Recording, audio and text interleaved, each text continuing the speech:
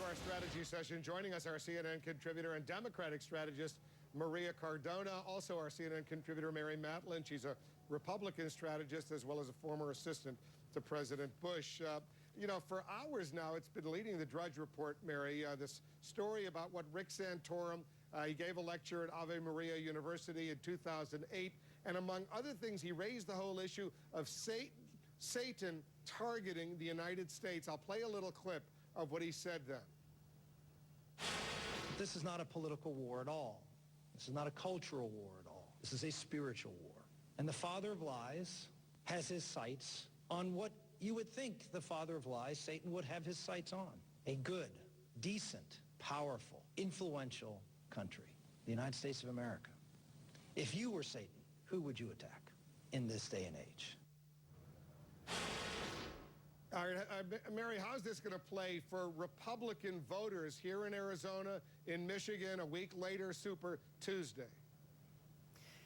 You know, Wolf, he's a devout Catholic using the language of a well-versed Catholic at a Catholic university. That was not a campaign event. I've known Rick Santorum for decades. I've campaigned with him. When he's at a political event, he uses language that is more familiar and connective with an audience larger than the Catholic population. But there's also nothing particularly over the top to use that language right now, or for Catholics to hear that, because they are 30% of the electorate. They're in the swing states, and Obama has lost the support that he enjoyed among that Catholic demographic in the last go-around. So I get everybody's trying to read more into this than is there, but this isn't necessarily a bad thing for Rick Santorum.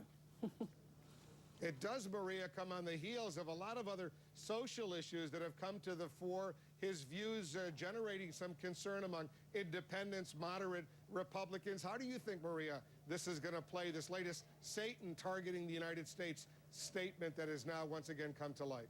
Well, I think it could certainly hurt him, Wolf, because to your point, it's not the very first time that we've heard him speak recently about his, what I would call, out of the mainstream views when it comes to how religion should be involved in our politics and in our government. And the problem with this, even though Mary's right, he was speaking in context to a Catholic university in front of a Catholic audience. The people who hear this out of context or in just these snippets are not going to understand that, and they're going to connect it with the other out of the mainstream comments that he's made about women not being able to be in combat, about seemingly comparing the Obama administration policies to the rise of Hitler. Those are all things that, taken together, write a picture or show a picture of Rick Santorum as a candidate completely out of the mainstream, not addressing today's critical economic issues for middle-class families, and that's a real problem for him. You know, Mary, Stephen Colbert last night had some fun at the expense. Listen to what Stephen Colbert did to Rick Santorum last night, then I'll let you respond. Listen to this. But raising the U.S. marginal tax rate on the top 1%, folks, that's why the serpent got into this game. Satan loves big government. I mean, what was the apple but the original food stamp? All right, so you know, Mary, he's going to be ridiculed for bringing into the whole discussion Satan, even though it was done 4 years ago at a Catholic university. When Drudge has this on atop its front page now for hours, you know this is going to be a potential problem. I'm just going to disagree with you all, and I'll say that Colbert is a brilliant comedian. He's also a brilliant Jesuit. I've had the opportunity to have some Jesuit Catholic conversations with him. So that's a completely separate thing. I'll say again, tactically, there are a lot of Catholics in Michigan. Let's not forget that.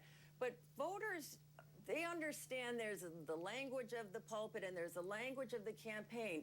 And this isn't just about the economy. This is people are understanding that the expansion of government in many programs has resulted in the degradation of the culture. And we have more out of wedlock births, we have more infidelity, we have all kinds of cultural problems that concern voters, and not just Republicans and conservatives, but mainstream Americans. So just continuing to keep calling Rick Santorum out of the mainstream when he served in the Senate, he served in Congress, he served in a swing state for as many years as he did, is not going to put off mainstream voters. They're going to listen to what he says and his policies, prescriptions that follow his philosophy.